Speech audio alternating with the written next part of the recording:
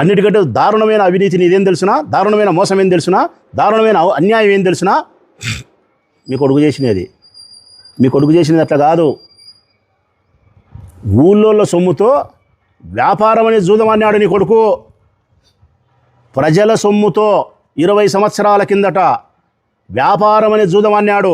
విశాఖపట్నంలో పోయి భూములు కొంటా, ఇంకో చోట పోయి ఇంకొక వ్యాపారం చేస్తా, 30 కోట్లు పెట్టి 300 కోట్లు సంపాయాలా, 3000 కోట్లు సంపాయాలా, రాఘవరెడ్డి కొడుకు రవి కంటేనే ధనవంతుని కావాలనే ఆకాంక్షతో ఈ పొద్దుటూళ్ళు ఉండే అందరితో ఆరవేసులతో వాళ్ళతో వీళ్ళతో వ్యాపారస్తులతో లెక్క తీసుకొని పోయి నీ కొడుకు జాక్పాట్ కొట్టేదానికి జూదం అన్నాడు. దాని పేరే 1+1 డబుల్ ధమాకా. ఆ జూదంలో నీ కొడుకు విఫలమైనాడు. లెక్కంతా పోయింది. ఎవరిది పోయింది లెక్కంతా?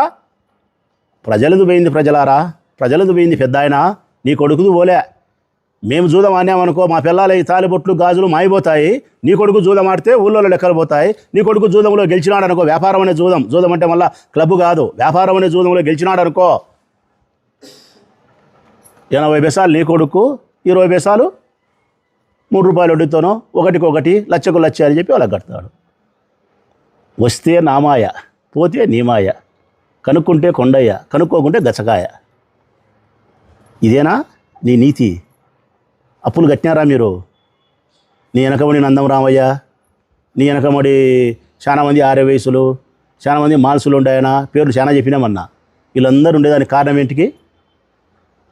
బాకీలు కట్టక నువ్వు బాకీలు కట్టి మాట్లాడు. నిమ్మకాయల సుధాకర్ 6 కోట్లకి ఎనిక్కిచ్చి మాట్లాడు.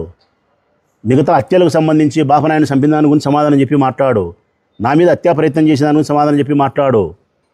ఆర్యవేశులను శివగణేశును కొట్టినది దేనికి లెక్కక కాదా, కిడ్నాప్ చేసినది సమాధానం చెప్పి మాట్లాడు. ఈవి సుధాకర్ను లెక్క కోసం మీరు కొట్టినారా లేదా సమాధానం చెప్పి మాట్లాడు.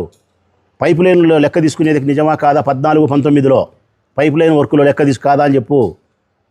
201 నీ రూమ్లో హైదరాబాద్లో ఎమ్మెల్యే క్వార్టర్స్లో బంగారెడ్డి చెప్పినట్టు బ్రాంతి షాపు లెక్క నీకు ఇస్తే వేమారెడ్డి అన్న, గొలవలూరు వేమారెడ్డి అన్న, అది పక్కన వడ్డీకి ఇచ్చి ఆ వడ్డీ అసలు అంతా కలిపి ఎలక్షన్లకు వాడుకునేది నిజమా కాదా?